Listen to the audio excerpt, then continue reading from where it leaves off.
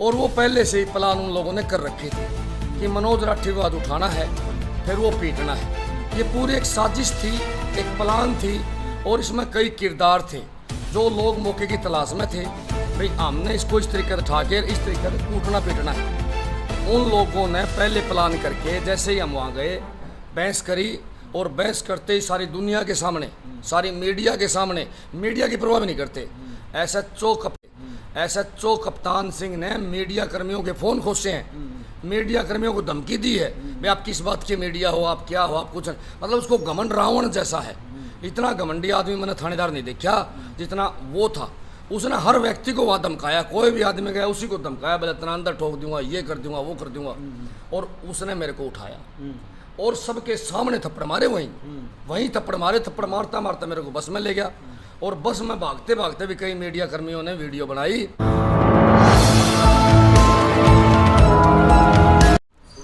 पार्थ प्रकरण के बाद डॉक्टर को क्लीन चिट देने के बाद गुस्साए परिजन उनकी क्लिनिक पे पहुंचे और न्याय की गुहार लगाने के लिए वहां पहुंचे कि हमें न्याय नहीं मिल रहा है कि डॉक्टर को क्लीन चिट दे दी गई है।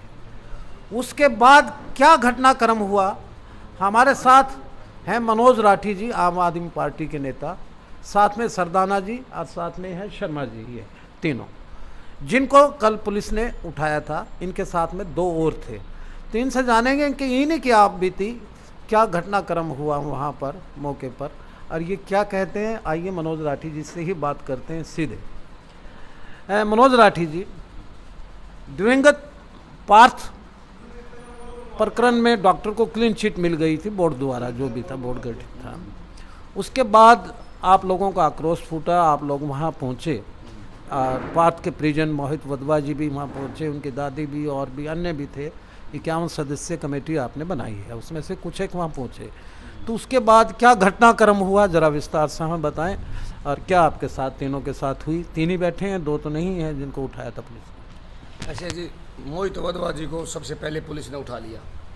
देखो सबसे बड़ी बात यह है कि जिसका बेटा मरा ना, उसके बाप को पुलिस ने पकड़ लिया और डॉक्टर को दे दी सिक्योरिटी। ये तो वही बात होगी भाई, रुपया वाला की चौधर, पैसे वाला की चौधर।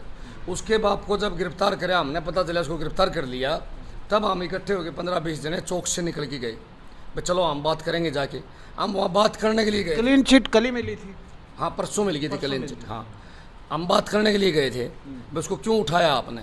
तब वहाँ जाते हुए बोले कि हमने तो धारा 144 लगाई है और आप 144 का उल्लंघन करने लग रहे हो। भाई कोई नोटिफिकेशन दिया हो, कोई अखबार में दी हो, कोई पेपर में आई हो, भाई इस एरिया में धारा 144 लगा दी है, या हमने तो कोई सपना हो नहीं, आपने को व्हाट्सएप भेजा हो कि फेसबुक पे लगाई हो, किस चैनल पर लगाई हो, दिखाओ कोई एक। तो हमने यही बात पूछने लगे, भाई दिखा दो आप, अगर आपने ऐसा कुछ कराया है तो हम मान लेंगे। ये कहाँ की बात है, ये फुहारा चौक की बात है या वहाँ क्लिनिक की बात? क्लिनिक से पहले, क्लिनिक से काफ़ी पहले वो पुलिस वालों ने रोक लिया था, और नू करते करते बहस हो गई उनसे। और वो पहले से ही प्लान उन लोगों ने कर रखी थी कि मनोज राठी को आज उठाना है, फिर वो पीटना है। ये पूरी एक साजिश थी, एक प्लान थी, और इसमें कई किरदार थे जो लोग मौके की तलाश में थे। भाई हमने इसको इस तरीके से उठा के इस तरीके से कूटना पीटना है। उन लोगों ने पहले प्लान करके जैसे ही हम वहाँ गए बहस करी, और बहस करते ही सारी दुनिया के सामने, सारी मीडिया के सामने, मीडिया की परवाह भी नहीं करते, एसएचओ कप्तान सिंह ने मीडिया कर्मियों के फ़ोन खोसे हैं, मीडिया कर्मियों को धमकी दी है, भाई आप किस बात के मीडिया हो, आप क्या हो, आप कुछ, मतलब उसको घमंड रावण जैसा है। इतना घमंडी आदमी मैंने थानेदार नहीं देखा जितना वो था। उसने हर व्यक्ति को वहाँ धमकाया, कोई भी आदमी गया उसी को धमकाया, बोले इतना अंदर ठोक दूंगा, ये कर दूंगा, वो कर दूंगा। और उसने मेरे को उठाया और सबके सामने थप्पड़ मारे, वहीं थप्पड़ मारे। थप्पड़ मारता मारता मेरे को बस में ले गया, और बस में भागते भागते भी कई मीडिया कर्मियों ने वीडियो बनाई। और वो फिर भी लगातार, उसके साथ एक एसएचओ था, एसटीएम मेल। मैंने आपका रुंधा हुए गले से आवाज़ सुनी है आपकी एक वीडियो पे। तो वहाँ वो एसएचओ भी, एक अपने मिलगेट थाना का एसएचओ, एक सब इंस्पेक्टर, तीनों ने खूब थप्पड़ मारे, खूब बस में थप्पड़ मारे। और सबसे बड़ी बात यह है कि मेरे को गालियाँ दी उन लोगों ने, माँ बहन की गालियाँ दी। मैंने उनसे कहा भाई बार बार भाई गाली मत दो, थप्पड़ और मार लो चाहे। मेरा आज भी सारे बॉडी में दर्द है, मेरा मुंह सूजा हुआ है, यहाँ से सब ने दिखने लग रहा है। मतलब उन लोगों ने साफ मेरे ताई कही कि तेरे लिए 20 फोन आए हुए हैं बड़े लोगों के, तू बड़े बड़े विधायकों के खिलाफ बोलता है, तू बीजेपी के नेताओं की पोल खोलता है, आज हम तेरी पोल खोलेंगे, तेरा इनकाउंटर करने का प्रोग्राम है हमारा, तेरा इनकाउंटर करांगे। छाती के बटन उसने खोल लिए। ऐसे Who told it? SHO Kaptan Singh छाती के ऐसे बटन खोल ले एसएचओ सिटी कप्तान सिंह ने, और बोला अभी नीचे उतारो, गबस को डटो, नीचे उतारो इसको, बोला इसका इनकाउंटर कर देते हैं, बीमारी मिटा देते हैं इसकी। और तू बोला तू मेरे को दोबारा दिख गया ना किसी प्रोग्राम में भी, चाहे किसान आंदोलन में नजर आ जाइए, चाहे किसी में नजर आ जाइए, तेरे को छोड़ूंगा नहीं, 9 महीने हो गए तुम लोगों ने हमारे नाक में दम कर रखा है। माँ भाई मन ने क्या कर रखा है, बोला तू किसानों को भड़काता है, तू शहरवासियों को भड़काता है, किसी का कोई फंडा हो तू आगे पावे, तेरा क्या मतलब बनता है ब्लाक गाने का। सारे बीजेपी के नेता तेरे से परेशान है। बीजेपी के नेता साफ एक शब्दों में बात कहा, इस मनोज को रास्ते से हटा दो, और तेरा रास्ता से हटाने का मन ने ले लिया काम।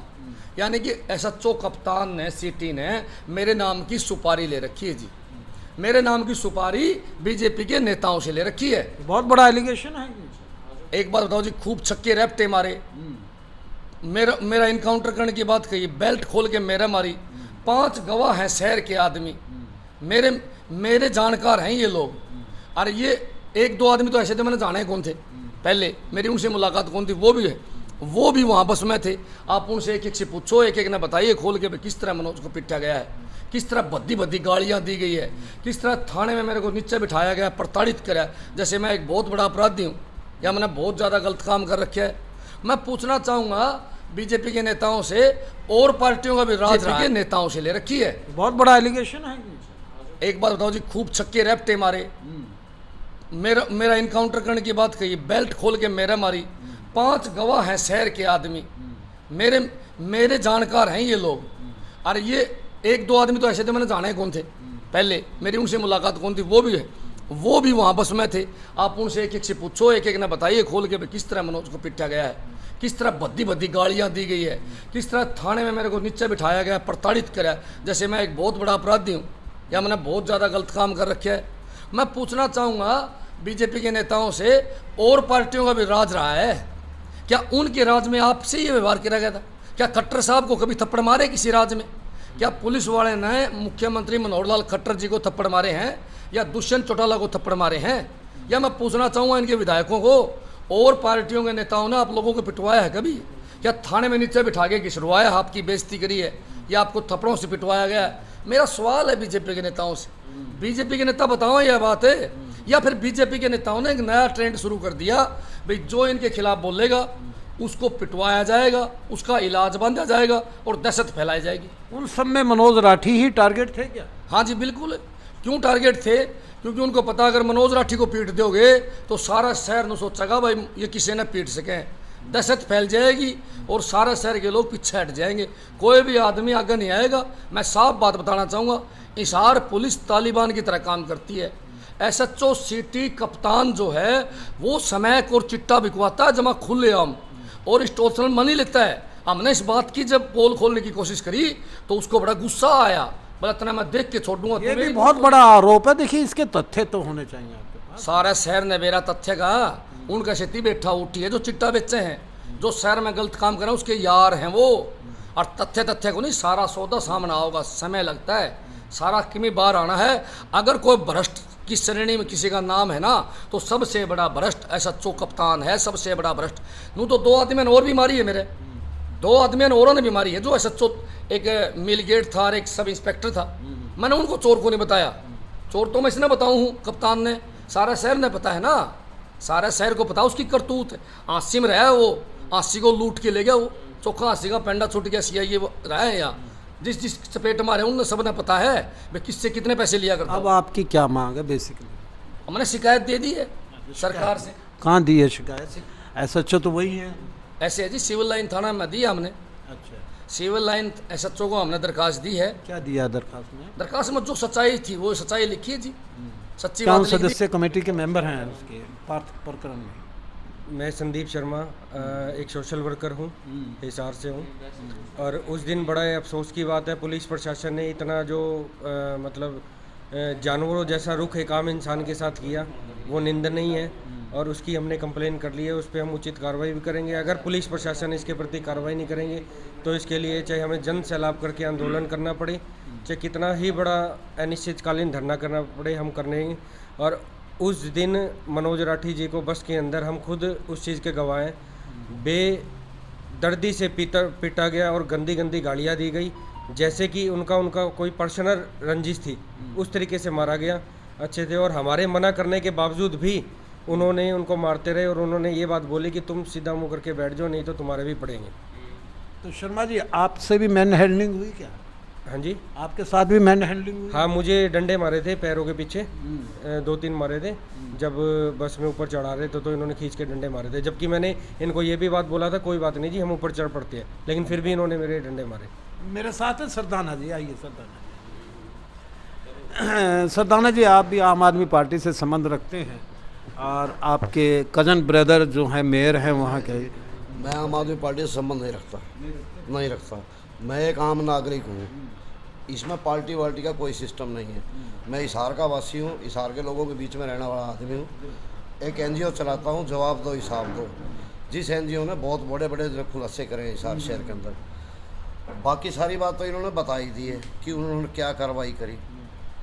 अब मेरे पास बताने के लिए कुछ बचा नहीं है। मैं ये ज़रूर बता सकता हूँ कि मेरे आगे ही मनोज राठी को बेदर्दी से पीटा गया।